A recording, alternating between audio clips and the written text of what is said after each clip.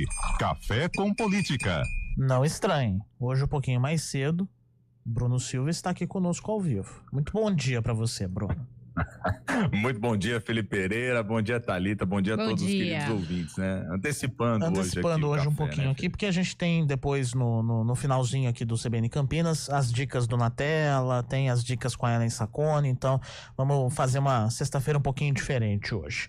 Ô Bruno Silva, a pergunta que não quer calar, você já fez a sua inscrição para integração? Ah, claro. Nossa, certamente, né? Eu tô voando, né? Não, óbvio que não. E por mais que seja fantástica a corrida, eu acho que eu não conseguiria chegar nem no primeiro quarteirão sem estar esbaforido. Você pode fazer a caminhada, pô. Não, pode ser. Não, eu tô brincando, brincadeiras à parte, você sabe que eu gosto de caminhar, né? Eu gosto de caminhar, eu faço atividade física até com uma certa regularidade. E corria antigamente, viu, Felipe? Corria, viu? Corria 4, 5 km, mas isso num passado distante, né? O Derivaldo mandou aqui, bom dia meus amigos da CBN, bora treinar, o Derivaldo vai participar da integração. Olha 10 só, quilômetros. Parabéns, 10 quilômetros. O Derivaldo é o nosso exemplo aqui também, o Lupe vai participar. O Derivaldo é o brabo, então. O Derivaldo é o brabo. O Bruno Silva, voltando pro nosso assunto da política, aliados de Tarcísio de Freitas promoveram um clima de pré-campanha durante a inauguração de habitações populares na Grande São Paulo, tratando o governador como futuro presidente. Porém, Tarcísio evitou comentar sobre 2026 e saiu sem falar com a imprensa. O Leonardo Svarik vai contar pra gente e o Bruno vai comentar na sequência. A candidatura de Tarcísio de Freitas à presidência da República foi defendida publicamente por aliados do governador durante a entrega de um conjunto habitacional na cidade de Embu das Artes, na Grande São Paulo. O discurso foi repetido pelo prefeito de Embu, Hugo Prado, pelo ex-prefeito Ney Santos e pelo deputado estadual Eduardo Nóbrega, que também defendeu o prefeito da capital, Ricardo Nunes, que estava no evento, como futuro governador. Ney Santos, que comandou a cidade por 2 mandatos e é investigado por suposta ligação com o PCC, foi o mais enfático nos apelos. Ele, que é filiado ao Republicanos, mesmo partido do governador, assumiu postura de cabo eleitoral e ergueu o braço de Tarcísio ao discursar. Eu sei que você não gosta de falar isso, mas eu quero te dizer que o estado de São Paulo está pequeno para você. Quem precisa de você agora é o povo brasileiro. Você mostrou para o povo paulistano como um governador precisa trabalhar de verdade durante esses anos, e agora eu tenho certeza que Deus está preparando esse momento para você, porque o povo brasileiro precisa. A voz do povo é a voz de Deus, e o Tarcísio será o nosso presidente da República. Só quem acredita levanta a mão, faz barulho. Tarcísio, por sua vez, não tocou no assunto ao discursar diante dos moradores do novo conjunto e de membros de movimentos de luta por moradia. Ele visitou apartamentos, tirou fotos e foi embora sem falar com a imprensa.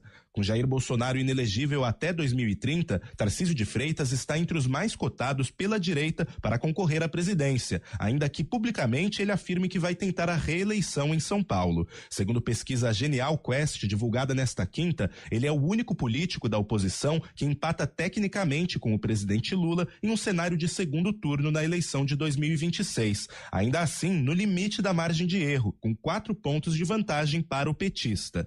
De São Paulo, Leonardo Svarik. E aí, Bruno Silva?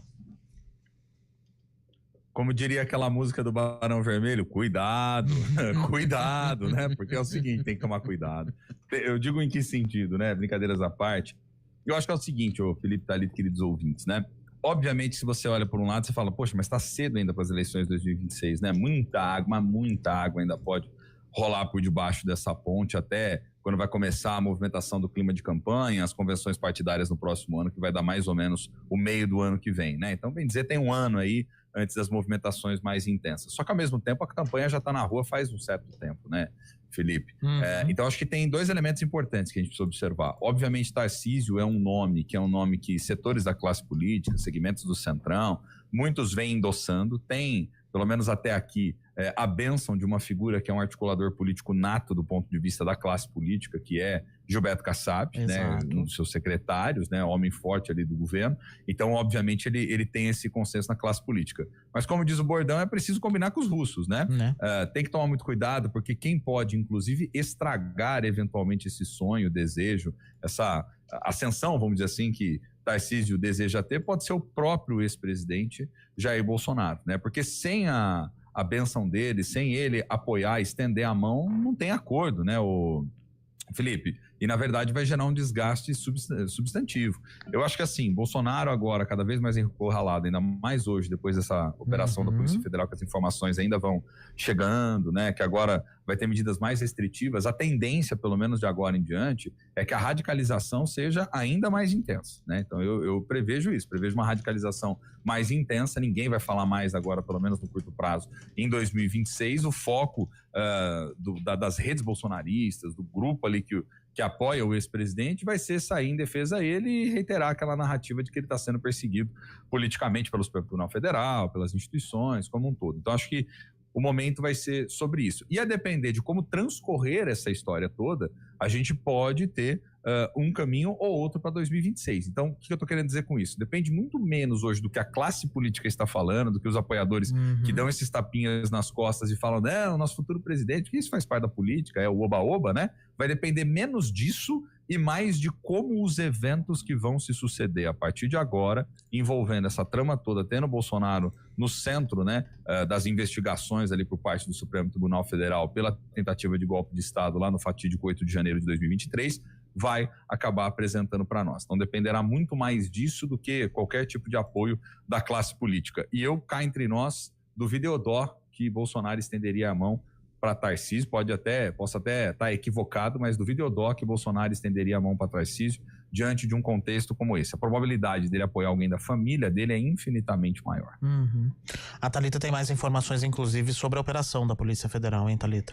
Então, a Polícia Federal comunicou aí ao Supremo Tribunal Federal que foram encontrados aproximadamente $14 mil e R$8 mil na casa aí do ex-presidente Jair Bolsonaro. Ter dinheiro em casa não é ilegal, mas a gente relembra que é preciso aí declarar à Receita Federal valores acima de $10 mil se a pessoa entrar ou sair do país com essa quantia. Agentes federais que participaram das buscas também informaram aí ao STF que apreenderam uma cópia da petição inicial da ação que a plataforma de vídeos Rumble contra o ministro do STF, Alexandre de Moraes. O processo apresentou à Justiça aí dos Estados Unidos contra Moraes em fevereiro e foi aberto aí em conjunto com o grupo de comunicação, do presidente dos Estados Unidos, o Trump. As empresas acusam aí Moraes de censura e pedem aí ordens ao juiz brasileiro para derrubada de contas de usuários da companhia, né, dessa plataforma, né, que não tem aí efeito legal nos Estados Unidos. A PF também apreendeu ainda um pendrive escondido em um banheiro da casa de Bolsonaro e, segundo aí os agentes informaram a uma informação ao STF. O material foi levado para o laboratório da PF e vai ser então periciado aí pela Polícia Científica. A defesa do ex-presidente Jair Bolsonaro diz que recebeu com surpresa e indignação a imposição do que chamou de medidas cautelares severas contra ele e que até o presente momento sempre cumpriu com todas as determinações do Poder Judiciário e que ainda vai tomar conhecimento da decisão para poder se manifestar mais tarde.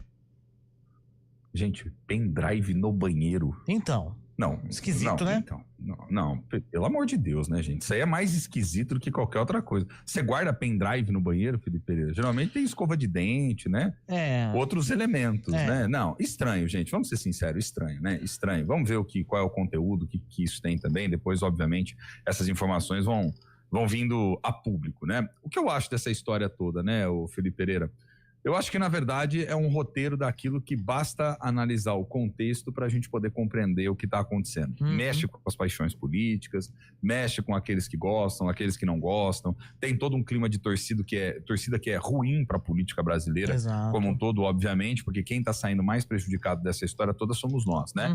Eu, particularmente, me sinto extremamente incomodado quando a gente tem o ex-presidente e o atual presidente, que se a gente observar num histórico dos últimos anos, né, no Brasil como um todo, são figuras que de alguma forma estiveram no centro da confusão toda envolvendo Justiça, Polícia Federal, Supremo Tribunal Federal e etc. Né? Então acho que isso por si só já é demasiadamente delicado, problemático para a nossa vida democrática como um todo. Agora, dinheiro em casa, na quantia, como a Thalita falou, não é problema, vamos ver mais a fundo depois se isso foi ou não foi declarado, sim, né? Como é que tá como é que isso acaba desdobrando, mas acho que o problema maior dessa história toda tem sido o time da ação, porque se a gente vai reconfigurando o que vai acontecendo, a gente vê que todo esse ataque à soberania nacional brasileira como um todo é extremamente dramático e ruim mesmo, né? O Trump está deslocado, eu já falei isso ontem aqui e reitero, né? Os movimentos dele não têm sido movimentos que do ponto de vista político, do ponto de vista econômico se sustentem, é muito mais uma movimentação política para gerar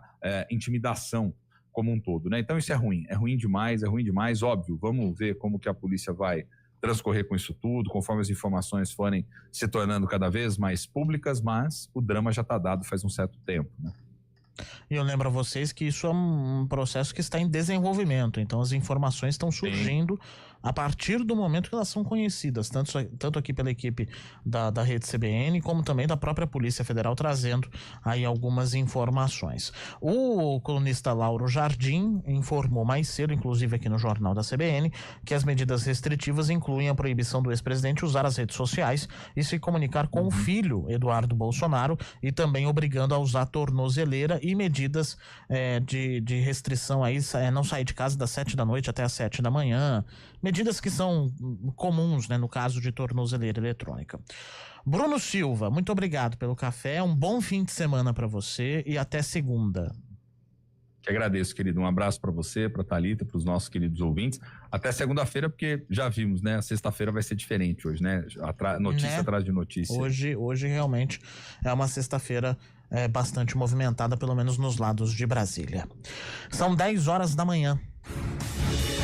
Rádio Cultura de Campinas Limitada, ZYD 809, FM 99,1 MHz. Rádio CBN Campinas.